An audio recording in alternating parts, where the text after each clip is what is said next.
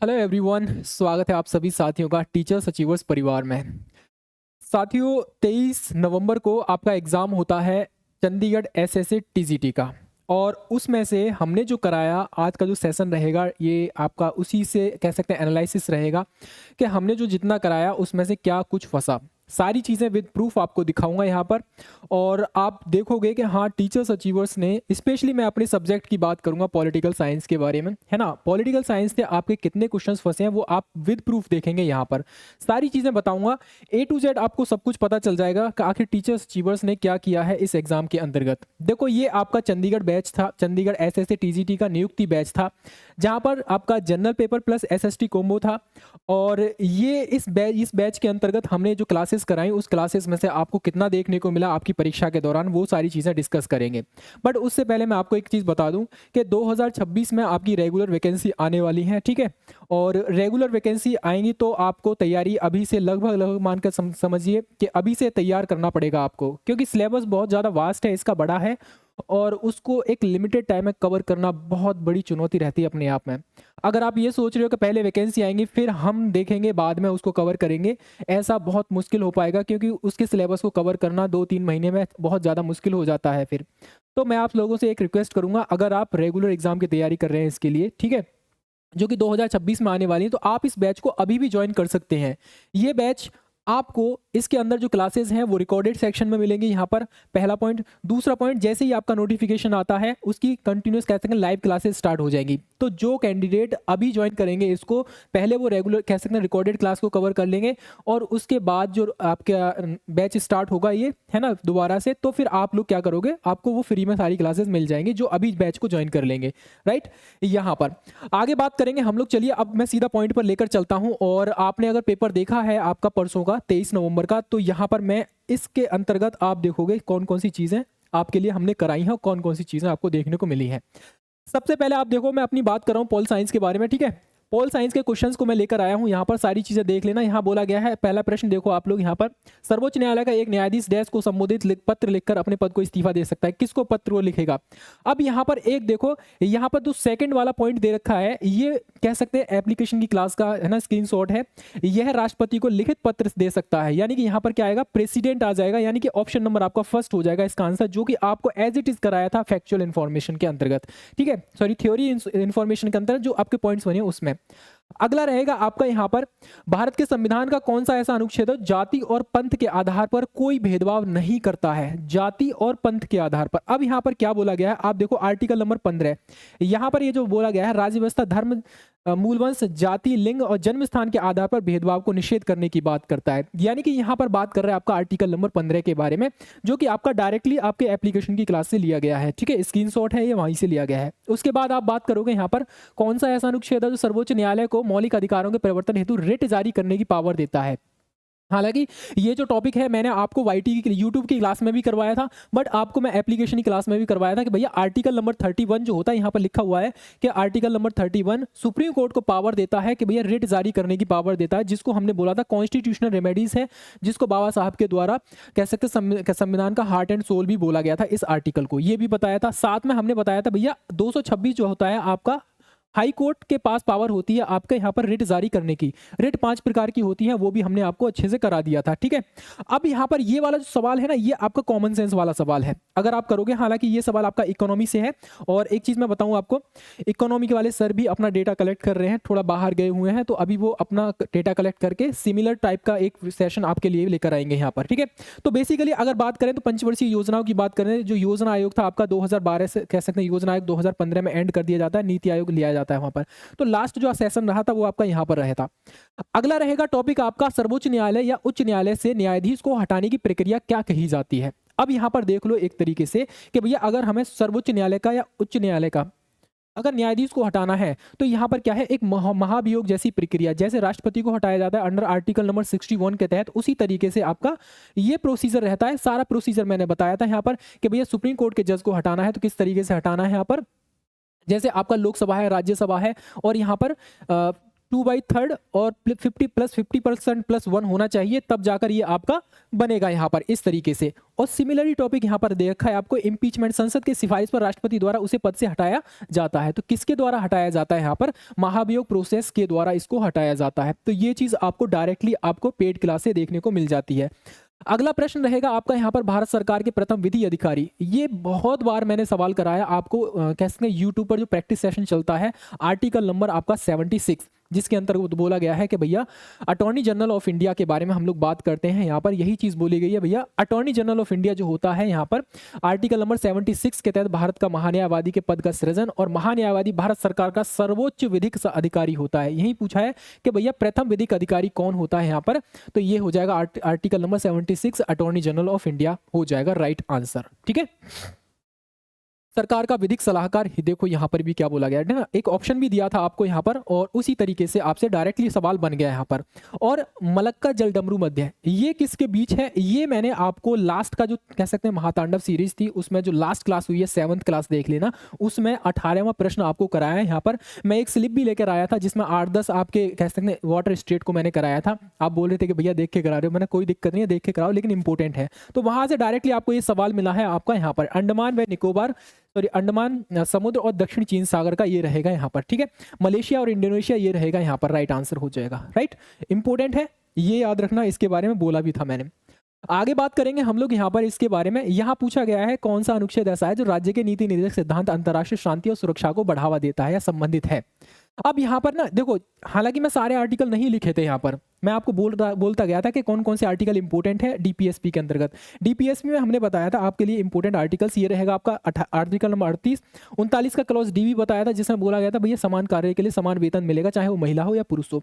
पर आपका देखा ये रहेगा आर्टिकल नंबर 40 है, 43 है, 44 है, 45 है, आपका 47 है, 48, 49 में बताया था क्या क्या है आपका जो अंतर्राष्ट्रीय महत्व के स्मारक हैं उनके प्रिजर्व करने की बात करता है। यहाँ पर 50 में बताया था, आप देख लेना, ये आपका रहेगा, आई थिंक देख लेना कौन सा सेशन है, ये यूट्यूब का ही सेशन है। और यहाँ पर मैंने बोला आर्टिकल नंबर 51 बोलता है आपका अंतर्राष्ट्रीय शांति सुरक्षा की, यानी भारत का ये कर्तव्य बनता है कि वो दुनिया भर में शांति सुरक्षा बनाए रखे यहाँ पर।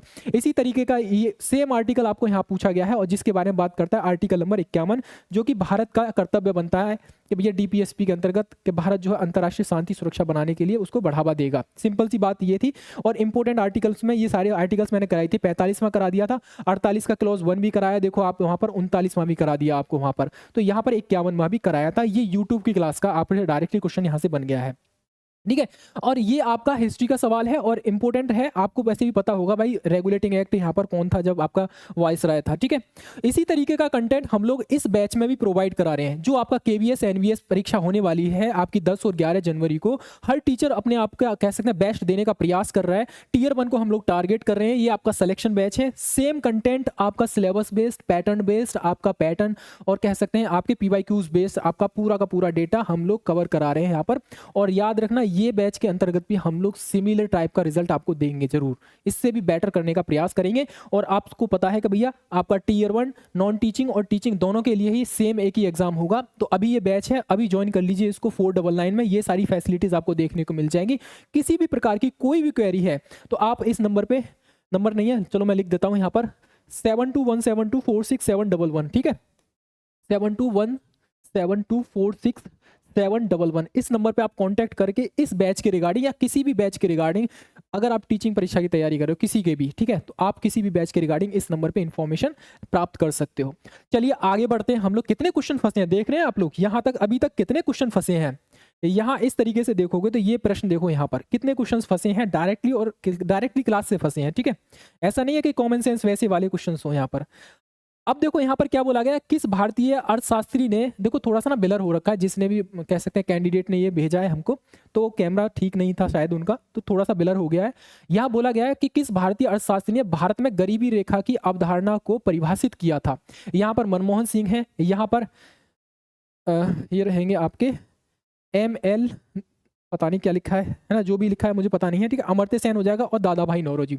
यहाँ बताया गया था हमने कि भैया दादा भाई नौरोजी ने इनकी पुस्तक लिखी थी poverty and un-British rule in India. इसमें बताया गया था किस तरीके से भारत की कह सकते हैं यहाँ पर जो धन संपदा है ब्रिटेन अपने यहाँ लेकर जा रहा है, ठीक है। किस तरीके से भारत को गरीब कर रहा है, और गरीबी का भी अनुमान लगाया था इन्होंने कि भैया ये बात थी 1867-68 की कि यहाँ पर 20 रुपए प्रति साल प्रति व्यक्ति कमा रहा है भारत में। तो यहाँ पर क्या बोला गया था इनके द्वारा, भारत में इस अर्थशास्त्री ने भारतीय अर्थशास्त्री ने भारत में गरीबी रेखा की अवधारणा को परिभाषित किया था, ठीक है। ऑप्शन नंबर आपका डी हो जाएगा। अगला सवाल रहेगा आपका, ये भी आपका हिस्ट्री का सवाल है, बट ये मैंने आपको वाईटी वाली क्लास में कराया था यहाँ पर, ठीक है। मुझे कंफर्म नहीं है कौन से वाले सेशन में था, आपके 7 तो सेशन हुए थे महातांडव वाले, उन्हीं में से एक कराया है मैंने आपको।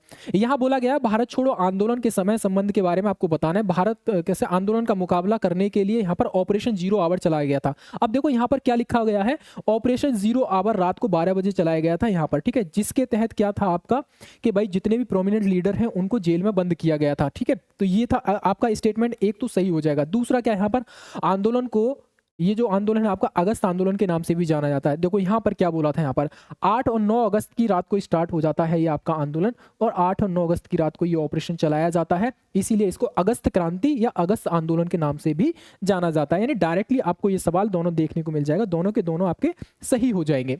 उसके बाद बात करेंगे शिक्षा का अधिकार अधिनियम 2009 भारत के किन संवैधानिक प्रावधानों का संचालन करता है।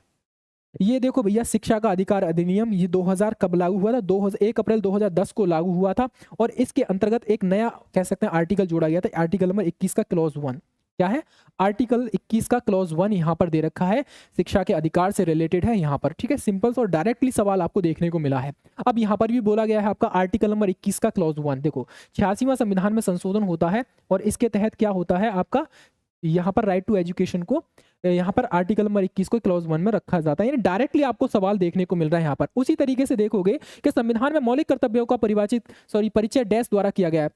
मौलिक कर्तव्य यहाँ पर देखो भैया, ये क्या बोला, मौलिक कर्तव्यों का वर्णन किस अनुच्छेद में किया गया है, यहाँ पर आर्टिकल नंबर 51 क्लॉज 1 में किया गया है। लेकिन 42वें संविधान संशोधन के माध्यम से 1976 में बताया था सरदार स्वर्ण सिंह समिति, यहाँ पर देखो तो कौन सा है, 42वां संविधान में संशोधन के माध्यम से हमने इसको ऐड किया था, ये याद रखना, वर्ष 1976 में। एक ही स्लाइड से आपके दो सवाल फंसाए हैं, ठीक है, ये भी याद रखना आप लोग, ठीक है। तो ये भी रहेगा और वो भी रहेगा आपका, दोनों एक ही स्लाइड से आपको देखने को मिल जाएंगे इस तरीके से। आगे बात करेंगे हम लोग यहाँ पर किस भारतीय अर्थशास्त्री ने भारत में गरीबी रेखा के अवधारणा को परिभाषित, हालांकि ये क्वेश्चन हो चुका है, ठीक है। यहाँ पर देखो हमने बताया था क्या, एक शिक्षा शास्त्री, राजनेता, समाज सेवी थे, कौन, दादा भाई नौरोजी, और 1966-67 में लंदन में कह सकते हैं ईस्ट इंडिया एसोसिएशन की स्थापना के समय 1906 में कह सकते हैं अधिवेशन भी किया था कांग्रेस का, और यहाँ पर बताया था भैया 20 रुपए प्रति व्यक्ति प्रति ईयर कमा रहा है, और कौन सी बुक में किसके द्वारा यहाँ पर बोला गया था, poverty and un-British rule in India के द्वारा, ठीक है। इनमें उन्होंने गरीबी को डिफाइन भी किया था यहाँ पर। अगला सवाल था भारत के निर्वाचन आयोग, देखो ये इलेक्टोरल रिफॉर्म से सवाल है आपका, और ये आपका पेड में कराया था हमने, ठीक है। 2010 के बाद जो भी आपके इलेक्टोरल रिफॉर्म्स हुए हैं वहां से रिलेटेड है आपका। भारत के निर्वाचन आयोग के द्वारा किस वर्ष मतदान को नोटा का यूज किया गया था। अब देखो यहाँ पर ना तो 2004 है, ना 2009 है, ना ही 2001 है। यहाँ पर जो आंसर था आपका नन ऑफ द था, क्योंकि नोटा का जो यूज होता है आपका यहाँ पर 2013 में होता है, ठीक है। सब फर्स्ट टाइम आपका नोटा का विकल्प आपके सामने रखा गया था। तो इस तरीके का डायरेक्ट लाइन 1 टू लाइन, ऐसा नहीं है कि कोई डायरेक्टली सवाल फंसा हो, डायरेक्टली आपको देख रहे हो यहाँ पर आपको जो कराया गया उसी में से आपको सवाल देखने को फंसा है यहाँ पर। अगला रहेगा, कौन अंतरराष्ट्रीय घोषणा पत्र शिक्षा के सिद्धांत को मानव अधिकार के रूप में प्रमुखता से स्थापित करता है। अब देखो यहाँ पर क्या बोला गया है भाई, universal declaration of human right. आप देखना जो पॉलिटिकल साइंस वाला सेक्शन बना हुआ है पेड क्लास में, वहां पर आप देखोगे नीचे से तीसरा या चौथा ही चैप्टर है, नहीं बीच में ही चैप्टर है आपका एक universal declaration of human right. यहाँ पर आप देखोगे 10 दिसंबर 1948 को अंतर्राष्ट्रीय मानवाधिकार दिवस मनाया जाता है, उस समय इसकी स्टैब्लिशमेंट भी हुआ था। इसके अंतर्गत जो आर्टिकल्स कराए थे, बहुत सारे आर्टिकल्स थे यहाँ पर, आई थिंक 50 तक आर्टिकल कराए थे हमने, और उसी में से आपका आर्टिकल नंबर 26 दे रखा है भैया, यहाँ पर याद रखेंगे इसके बारे में। तो यहाँ पर देख लो भाई 1948 का ये रहेगा आपका यहाँ पर, ठीक है। 1948 का universal declaration of human right, कौन सा आर्टिकल, आर्टिकल नंबर 26, यानी कि ये आपका universal declaration of human right है 1948 का। उसके अंदर बहुत सारे आर्टिकल्स थे, उनमें से ये आर्टिकल रहेगा आपका आर्टिकल नंबर 26, जो कि बात करता है शिक्षा के अधिकार से रिलेटेड, ठीक है। यहाँ किसकी बात कर रहा है, ये मानव सिद्धांतों को मानव अधिकार के रूप में प्रमुख स्थापित करता है, किसको, शिक्षा के सिद्धांत को, ठीक है। उम्मीद है क्लियर हो गया होगा, आंसर भी आपको पता चल गया होगा। आगे बात करेंगे हम लोग यहाँ पर किस समाज की राजनीति को आकार देने वाला साझा मूल्य, मानदंडों और दृष्टिकोण के लिए किस शब्द का उपयोग किया जाता है? अब देखो ये बहुत सी चीज़ बहुत बार मैंने आपको हालाँकि पेड क्लास में कराया था ये आपको कि भैया इसके अंतर्गत पॉलिटिकल सोशलाइज़ेशन किया जाता है, यानी कि नागरिकों का कह सकते हैं पॉलिटिक्स में इंटरेस्ट बढ़ाया जाता है, वो चीज़ को लेकर बताया था यहाँ पर। यहाँ क्या बोला गया? पॉलिटिकल कल्चर के बारे में ही बोला गया है। इसमें बोला गया एक समाज के लोगों के राजनीतिक मान्यताओं, मूल्यों, धारणाओं, अवधारणाओं का संग्रह, यानी कि लोग राजनीतिक संस्थाओं, अधिकारों और भूमिका के बारे में क्या सोचते हैं और कैसे प्रतिक्रिया देते हैं, ये सब पॉलिटिकल कह सकते हैं कल्चर का एक पार्ट होता है। यही चीज़ आपको बताई थी यहाँ पर, ठीक है? एकदम क्लियर है, कोई भी डाउट नहीं होना चाहिए उसके अंतर्गत। राजनीति को मूल्यों के आधिकारिक आवंटन के रूप में किसने परिभाषित किया था? अब देखो यहाँ पर क्या बोला है, पॉलिटिकल जो वैल्यूज होते हैं उनके आधिकारिक आवंटन के रूप में किसने परिभाषित किया? प्लेटो है, लेनिन है, कार्ल मार्क्स है या फिर डेविड ईस्टन है? लास्ट वाली लाइन पढ़ो आप यहाँ पर, ये जो लास्ट वाली लाइन है डेविड ईस्टन यहाँ पर लिखा भी है कि राजनीतिक व्यवस्था एक प्रणाली है जिसके माध्यम से समाज में मान्य मूल्यों का अधिकारपूर्ण विस्तार किया जाता है। यही चीज तो बोला गया है भैया, राजनीतिक मूल्यों के आधिकारिक आवंटन के रूप में किसे परिभाषित किया गया है? ये डेविड ईस्टन के द्वारा इसको परिभाषित किया गया था। ऑप्शन नंबर आपका यहाँ पर डी वाला राइट आंसर हो जाएगा। ठीक है, तो आप देख रहे हो डायरेक्टली और इनडायरेक्टली सवाल आपको, इनडायरेक्ट तो नहीं है, डायरेक्टली सवाल मैक्सिमम सवाल आपको देखने को मिल रहे हैं। अब देखो यहाँ पर क्या बोला गया है, पेड क्लास का है, ठीक है, स्क्रीनशॉट। निम्नलिखित में से कौन सा सिद्धांत ऐसा है जो राज्य को वर्ग के एक साधन के रूप में, यानी कि वर्ग के एक साधन के रूप में, राज्य को एक वर्ग के साधन के रूप में या औजार के रूप में यूज करता है? यहां पर बोला जाता है कौन सा? ये मार्क्सवादी सिद्धांत है। आधुनिक सिद्धांतों में तो बहुत सारे सिद्धांत है, जिसमें से आपका एक मार्क्सवादी सिद्धांत था, उसी के अंतर्गत ये पहला ही टॉपिक ले लिया गया है और ये रहेगा आपका मार्क्सिस्ट, कह सकते हैं मार्क्सिस्ट थ्योरी में बताया गया है। ठीक है, तो डायरेक्टली सवाल बना है आपको, है ना, स्क्रीनशॉट देख लीजिए। और ये अगर किसी को यकीन नहीं है, अगर आप पेड कोर्सेज ले रखा है आपने, तो आप जाइए, आप देख लो, वहाँ पर सारी चीज़ें आपको मिल जाएंगी। जो आपका स्टेट थ्योरी है आपकी, उस वाले चैप्टर से ये आपका सवाल लिया गया है। राष्ट्र शब्द डैश से लिया गया है, हालांकि ये मैंने नहीं कराया भाई, इसका तो मैं मानता हूं कि ये क्वेश्चन मैंने नहीं कराया, लेकिन इसका आंसर ये हो जाएगा। ठीक है, उसके बाद चीन तिब्बती समझौते में हस्ताक्षर किए गए थे। देखो एक चीज मैं बताऊं आपको, हालांकि ये मैंने नहीं कराया यहाँ पर, ठीक है, इसका आंसर पंचशील तो मैंने कराया था भाई, पंचशील समझौता आपका 1954 में होता है और यहाँ पर इसका आंसर हो जाएगा 1900। चीन और तिब्बत के बीच में एक समझौता होता है यहाँ पर, और उसके बाद क्या होता है, चीन जो है तिब्बत को एनेक्स करने का प्रयास करता है और 1959 में दलाई लामा वहां से भागकर भारत भी आते हैं। एक स्टोरी फॉर्म में हमने इसको इनडायरेक्टली बताया था, बट डायरेक्टली ये सवाल आपको मैंने नहीं कराया। ठीक है, उसके बाद आप देखोगे यहाँ पर राजनीतिक संस्कृति शब्द किसने गढ़ा था? अब देखो यहाँ पर जो था आपका, 3 लोगों ने ये राजनीतिक संस्कृति शब्द गढ़ा था यहाँ पर, और तीनों के नाम आपने देखा। इसको मैंने जो चैप्टर कराया था उसी में आपको एमसीक्यू की फॉर्मेट में भी कराया था। किसने कहा था कि पॉलिटिकल कल्चर, वैल्यूज और belief and attitudes toward political system है? तो ये आलमंड्स एंड वेरबा के द्वारा कहा गया था। और यहाँ पर भी देख लो एक बार, टेलकट पर्सन्स, आलमंड एंड वेरबा के संदर्भ में कहा गया था भैया क्या, कि यहाँ पर प्रोशियल स्थानीय सब्जेक्ट संबंध पार्टिसिपल भागीदारी, भारत में मिश्रित संस्कृति देखने को मिलती है और कई भागों में पार्टिसिपेंट में से कई सब्जेक्ट, और इस तरीके से ये रहेगा। कुल मिलाकर ये है आपका पॉलिटिकल कल्चर के बारे में यहाँ पर बोला गया था भैया, किसके द्वारा? गैब्रियल आलमंड्स के द्वारा। ठीक है, ऑप्शन नंबर आपका बी हो जाएगा राइट आंसर यहाँ पर। उसके बाद आप देखोगे यहाँ पर ये पूछा गया है, किस आयोग ने अंतर्राज्यीय परिषद की स्थापना की सिफारिश की थी? अब अंतर्राज्यीय परिषद मैंने आपको एक एग्जांपल दिया था, ये क्वेश्चन कराने के टाइम पे, कि हमारी साउथ में एक नदी है, कृष्णा नदी है, और उसके जल बंटवारे को लेकर अलग अलग राज्यों में विवाद होता रहता है। तो ऐसी कंडीशन में हम लोग क्या करते हैं, 263 आर्टिकल के तहत, जो कि अंतर्राज्यीय परिषद का गठन करने के लिए रिलेटेड है, तो राष्ट्रपति अंतर्राज्यीय परिषद का गठन करते हैं यहाँ पर। ठीक है, किस लिए करते हैं यहाँ पर, और ये रिकमेंडेशन किसके द्वारा किया गया था? सरकारिया आयोग, जो कि केंद्र राज्य संबंध से रिलेटेड आपकी कमेटीज हैं, और कमेटीज का नाम भी बताया था मैंने। यहाँ पर देखो भैया, राजमन्नार आयोग सबसे पहले आता है, फिर आनंदपुर साहिब आता है, फिर सरकारिया आयोग, फिर एम पुंछी आयोग आता है। इस सरकारिया आयोग ने अंतर्राज्यीय परिषद को गठन करने की बात कही थी, और ये आपका पहला ही ऑप्शन इसमें बिल्कुल सही था यहाँ पर। तो यहाँ पर रहेगा आपका सरकारिया आयोग, एकदम राइट आंसर हो जाएगा। ठीक है, ये डायरेक्टली सवाल आपका एमसीक्यू की फॉर्मेट में कराया भी, तो वो वही फंस गया आपका। ये सवाल मैंने नहीं कराया, मुझे मिला भी नहीं। ठीक है, मास्टर साइंस, हालांकि इसका आंसर अरस्तु हो जाएगा। इनडायरेक्टली देखा जाए तो इनके द्वारा कहा गया था कि भैया किसने राजनीति को मास्टर साइंस कहा है, और अरस्तु के द्वारा ही कहा गया था कि भैया मनुष्य क्या है, एक राजनीतिक प्राणी है। अगर डायरेक्टली और इनडायरेक्टली थोड़ा सा अगर माइंड लगा के करते, ये कॉमन सेंस वाला सवाल था, आप आराम से इस सवाल पर पहुंच सकते थे। अगर अरस्तु को पढ़ा है, अगर अरस्तु का ये वाला स्टेटमेंट आपको पता है कि भैया मनुष्य एक सामाजिक प्राणी है, तो आप इसको आराम से कर पाओगे। ठीक है। अब ये सवाल थे कुछ, ठीक है। यहाँ पर आप देखो कितने सवाल हुए हैं, ऑलमोस्ट देखा जाए तो 20-22 सवाल होंगे जो कि आपके डायरेक्टली फंसे हैं यहाँ पर, ठीक है। 1 2 3 4 5, ठीक है, 6 7 8, 8 के बाद 9 10 11 12 13 14 15 16 17 18, 18 के बाद 19, इसको छोड़ दो, ठीक है। 20 21 सॉरी 20 सवाल मानिए आप लोग, 20 सवाल आपको यहाँ देखने को मिले हैं सिर्फ पॉलिटिकल साइंस से। बाकी के सब्जेक्ट के टीचर्स अभी करा रहे हैं अपने, जैसे आपका ये रहेगा, आपका इकोनॉमी से रहेगा एक सवाल आपका, ठीक है। हालांकि ये रीजनल ऑर्गेनाइजेशन से रिलेटेड है आपका। हाँ, इस बात को मैं थोड़ा सा कह सकता मानता हूँ कि रीजनल ऑर्गेनाइजेशन जो कराए थे मैंने सारे नहीं कराए।